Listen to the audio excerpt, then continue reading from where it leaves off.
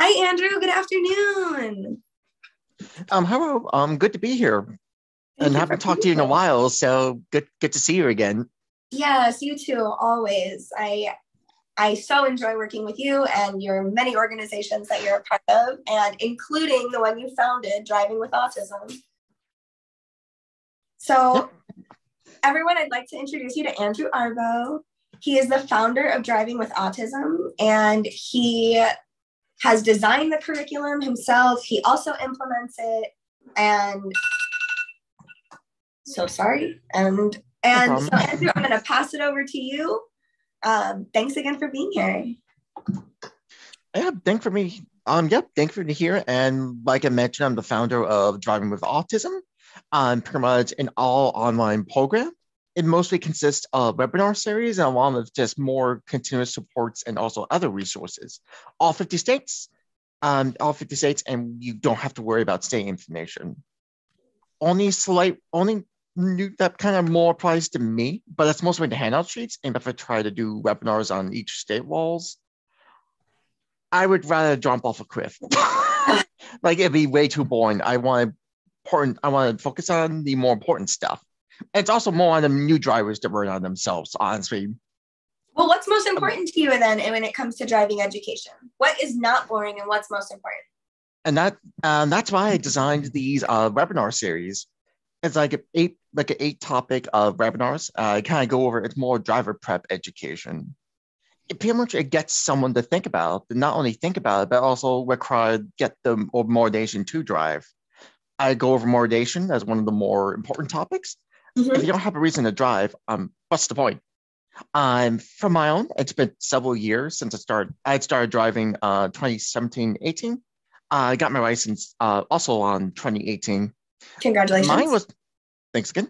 I also I've also got it. I needed to get it because I was graduating from Manchester Community College in state of Connecticut, and I needed to get around because my degree required that I needed.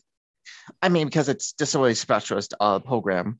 I mean, Yeah. because of all the life skills, the therapies, and it made sense. It made sense I needed to drive. So I went from going from buses to just driving, and it took a while. Yeah. General anxiety, Connecticut being Connecticut and just being all over the place.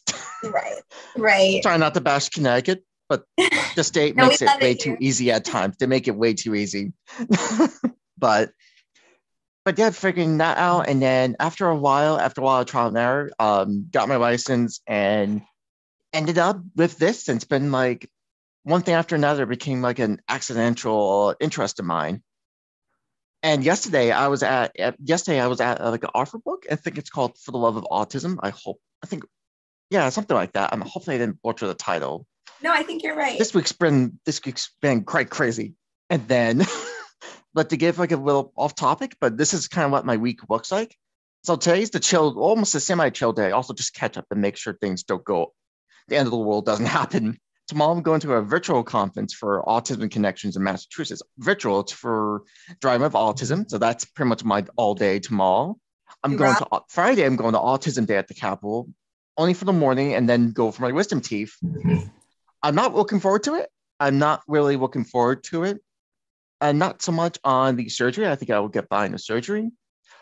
But with the the diet changes and also money, because well, taking out teeth, especially wisdom teeth, is quite a bit, like around like $400 each, actually, Right. Yeah, it's something like pricey that. for a necessary surgery, isn't it? I was hoping to avoid it. Like my dad never actually had his taken out, but I didn't have a choice, and I considered all my options. So, Yeah. and I had mine considering, taken out at oh, 17 and I had mine taken out at 17 and I early, I ate Chipotle that night. I yeah, it was, I don't know, like I expected it to be much worse than I thought. And I did pretty okay.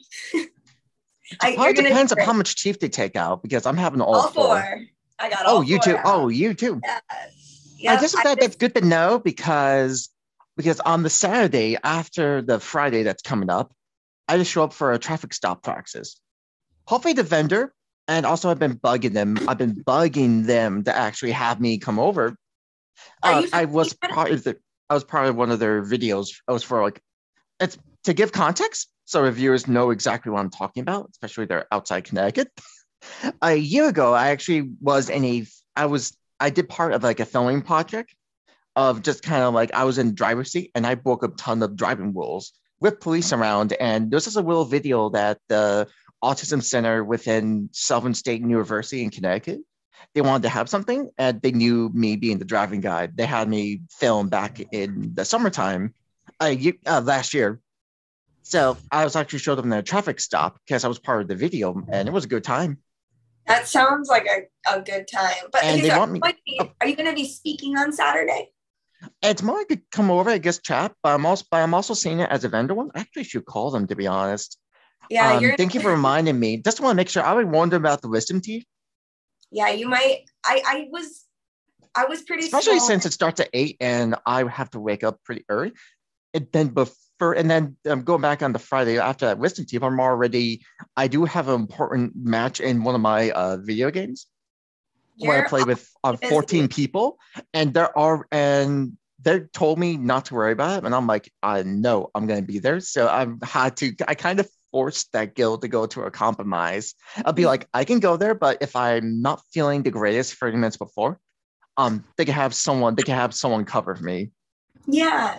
So yes, yeah, that's my whole week in a nutshell. And pretty much we'll go to a pasta, kind of like a pasta diet. Be willing to cut the pasta into little pieces if I need to. So I just don't chew, and hopefully it won't get stuck in the teeth. Yogurt and ice cream and whatever else I can actually eat that doesn't require too much chewing, if possible. Well, I hope that's my week in a nutshell. Picked of all the weeks for me to be the most busy, it had to be this one. Yeah, well, it's you are always busy. You're always, involved in something and speaking at something, and I really enjoy seeing all the things that you're a part of. It helps me learn more about Connecticut and about autism resources, and I've really enjoyed working with you, Andrew. So, question for you. When you think, is it a constant stream of thought or does it ever pause? I guess constant. Keep in mind, and everyone has like a very specific say with autism, and honestly, it's like I don't fully think about it all the time. And because of the amount of things I've done, and I give the good example of this week, it's more like from like kind of irrelevant things, I don't really think about it. I rather just focus on what's kind of next to me, if that makes sense. But I guess self-reflection-wise, I guess kind of constant. Unless I'm having a huge brain fart, which happens to everyone. Okay, so when you feel like your brain does that, do you feel like it sort of pauses? How do you recharge? Do you take a nap? Do you eat? Like, what do you need to do when your brain is in that space? I guess I can answer that on a work end. I try to give myself a few minutes to walk around if I need to. If need to, that's one thing. One thing, and then if it happens during a webinar, because you're pretty much speaking for like nonstop for like around 30 minutes to an hour, and it happens from time to time, and I would have to be like, do something that would be like, oh, okay, this is why I need coffee. At least say something else, just ignore the fact that I just had a little brain fart during a webinar series. And natural, and it's sort of thing that kind of happens. So I imagine people will kind of excuse that. Well, I think also people don't notice. Like, people don't have the script of what you're saying in front of them. I do like a slight like sound thing, like look, and then just kind of continue the fall, and then just kind of adapt, and then just go back to what I was actually saying. Yeah, I do that too. I think that it goes with the flow of conversation and the flow of presentation. And I think almost it makes you seem relatable. Like you didn't, like you're speaking to a crowd, not just lecturing them. So I think that we're autistic, we stim, we make noise, and we're presenting on information, and, we deserve to be most comfortable in whatever that looks like. I kind of use the PowerPoint as a basic, but I also add additional faults. And if it was an in-person one, I would slightly look back at the presentation, but I would still kind of look in front. Something I've been Mhm. kind of used to for a while. I like And to. also, I gotta get my eyes actually beyond the audience. Mhm. So it isn't just me just looking at something instead of that. And that unwritten rule of just kind of knowing the audience is a bad thing. No, I understand that. I try and like make eye contact throughout my audience. It makes me feel more comfortable. And I know that like seems like sort of Hmm. obscure because like I don't love eye contact, but there's something about like scanning a presentation crowd and finding, you know, comfortable eyes and looking around and continuing to present. And I like to do presentations too. I feel most comfortable when I'm presenting information and I can also have, so I don't just lecture and talk. I like to have stuff up on the board so I can make sure I'm following sort of a linear process. Hmm. So when you think, is it one thought back to back to back in your continuous stream or multiple thoughts at once? Maybe one or two. Maybe one or two. It can vary. I guess it can vary. I guess especially if I multitask, if I absolutely need to. If I'm like doing a talk, I might like doing notes. If I'm like doing right now, I would check notes. Or a few seconds ago, I was just checking my email. I saw something that kind of came up. Mm-hmm. Okay, so question for It you could then. disrupt, if that makes sense. Or it's kind. I Okay, guess it gets kind of weird of how like you have folks that talk about like your thinking patterns. While me and be like, I'm not sure if I apply to all of that because I'm kind of my own person. So it's like I'm not sure, or maybe I don't know, it's like bias or something, but it's kind of just one of those I don't really think about it. I just go straight to it because I hate to stay at one place. yeah, I I interrupted you earlier, so I'm sorry. Go ahead. no worries at all. So when it's more than one, when it's maybe two, are the two things connected or are they about separate things? Or is it ever two things about one thing and then something separate? Maybe on the same thing, or if I'm engaging in some soft talk, Mm-hmm. sometimes I do. Could be a little different. It can depend on the faults and where they go, if that Yeah. makes sense. Yeah. Okay, so when you read silently, do you hear the words? Kind of, or I might kind of say something vocally, like a kind of like a soft, like not like super loud. If I'm not like reading super loud in public, because it just draws unnecessary attention, and I just want to do my own thing. Yes, I understand that. So when you read, you like to read to yourself out loud? Yeah, something like that. I can read silently too. Like it's kind of not really one thing or the other. I like to hear myself when I read too, because it's like I've tasted the words before I can use them. I like I'm that. most likely to react. If it was like emails, I would most likely react like, oh, okay. Yeah. So, okay. So you talk to yourself out loud. I do too. Yeah. Certain things, not always, because again, there's always if I'm like outside, don't want all that attention. So it is like a proven trend of geniuses that geniuses talk to themselves out loud. Hmm. I think my dad. I think I know. No, my probably drove my dad notes self talk from time to time, or at least when they younger. Well, I understand that. Okay, okay. So back to silent reading. When you're reading silently, do you hear your own voice in your head reading the words? Maybe some words, or sometimes I may hear like guess like music, maybe if I want Yeah. to apply that. It could be more if I'm reading something that relates to the topic. If it's like I'm reading like one of those light novels that's like I guess on an anime or video game, I might try to imagine the music from those sources. Okay, so Sometimes that kind of comes up. you imagine music in your head. I'm not always like psychology. It's just kind of more. I don't really think of music if I'm reading like a psychology textbook because I'm doing the college class, and I'd just be more focusing on just trying to get the notes and and just Okay. kind of note that down. I guess depends on the source material. So do you hear musical instruments in your head? I just hear the background music, honestly. Okay. Do you ever get a song stuck in your head? I think that happens. I think it happens to everyone like all the time. It doesn't.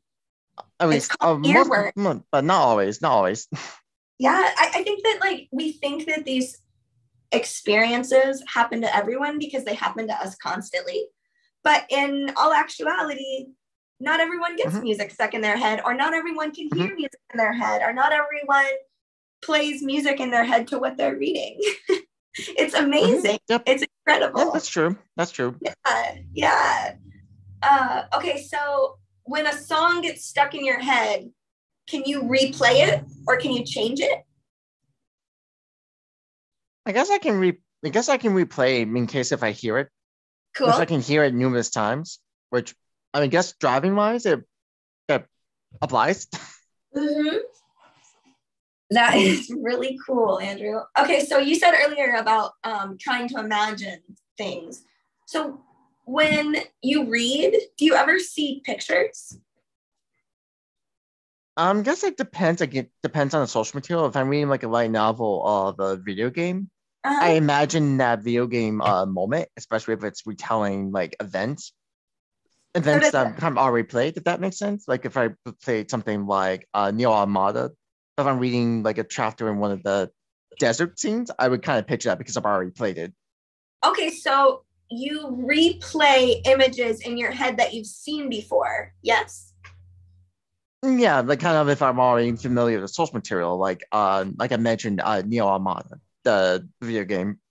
That's really cool. Okay, so when you play video games, say one of your characters is jumping from a tall cliff to like a lower cliff and it's above a moat with crocodiles and piranhas. Though I guess piranhas don't actually eat people. But anyway, do when he jumps and can you like feel the feeling in your belly when he jumps? Like if he or like if his hair, if it blows back, can you like feel that wind in your face? Like when you watch a video game, can you feel, do you like feel what you're seeing? Hmm. I guess I don't feel the jump because I know that it's in a different reality, I guess. It is a different reality, isn't it? Okay, so when you imagine a scene you've seen before, is it in color? Yeah, pretty sure. Cool. Unless I'm picturing a black and white movie and then that's something else. Okay, so do you often picture black and white movies? Like few favorites of mine. That's If I imagine it cool. in color, I know I will have someone that would kill me. They absolutely hate colorizing in classic movies. I know a paraprofessional who loves It's a Wonderful Life, but absolutely hates the colorized version because it takes away from the original source, which makes sense. Yeah, Which kind I of get makes it. sense, and it kind of gets in that territory. You're kind of messing with the creators, the kind of the what the create, but the guess the person that makes it intentions. Yeah, I there's something nostalgic about. I love Marilyn Monroe. Her films, her music, her books, her journals. She was autistic, and so I really look to her as a person in history who I admire. And when I see sometimes the images transferred into color, it's a different feeling from that like black and white nostalgia. So Hmm. I understand that. Okay, so does the number 4 have a color? Not don't really think of colors and numbers to be honest. I've never really been a numbers guy. Okay, what about the letter A? Does the letter A have a color?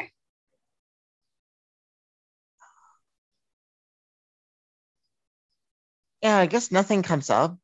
That's okay. So when you think of letters, can you imagine them in your head, the spelling, or how do you remember the spelling of something? I guess if it's like a brand again, if you it's like a brand, or if you think Wizard of Oz, you kind of recognize the logo how it looks. Mm-hmm. I don't really like just imagine just the logo, that, but probably just not like the color of it. Okay, I just so remember the logo. what about a word that like a word that isn't a logo, a word that is like a new word in your vocabulary? You're like, oh, I learned what, bless you, baby cat. I learned what persnickety meant today. Like, how do you remember a new word? Like, what tools do you use? I guess for like remembering new content, and if I'm studying for like some sort of exam or multiple choice, flashcards are really good. I love flashcards. I'm a big flashcard user too. Definitely. So for my school, it has no test. It's more papers, which I'm fine with. Fine with papers, you have a lot more control. So I feel the exact same way. I feel like I can explain so and much like papers more. can probably stand out a bit more in tests. So I'm okay with that. Also, just less reason. I just rather just do the paper and just be done with it. I would rather explain my idea in introduction, body, and conclusion than by clicking box C. I'm a details person. I like to organize information and find ways to disseminate it. So, Andrew, thank you so much for meeting with me today and answering my autistic questions and for talking to us about driving with autism and all the things that you're involved with. You know, as always, I so enjoy our conversations and I'm looking forward to more. Again, thank you for having me. And I'm going to also just mention that you can find Driving with Autism at www.autismdriving.com. Our next upcoming session, it's an 8-part series, is every Thursday at 6 p.m. so far. And we're starting our first session at May 12th. Again, 6 o'clock p.m. Eastern time. It will go from that day until the beginning of July. Assuming this is coming out before the 12th, before May 12th. This is going to come out today. Okay, that works. That works. So you can go on our contact page just to, if you have any questions on the series. I also do 15-minute overviews on Zoom if you want more of a kind of like in-depth explanation from myself. So yeah, be sure to check. And we also have social media pages on Facebook, Instagram, and LinkedIn. Thank you so much, Andrew. And I highly recommend everyone driving with autism. Controlling your movement is sort of an unparalleled feeling. And, you know, I really feel like your organization leverages more power into the hands of our community and is increasing stability, hopefully generationally. And so I really appreciate what you're doing, Andrew. Thank you. Okay. Thank you so much. I'll talk to you soon. Yep, talk to you later. Thank you again. Thank you.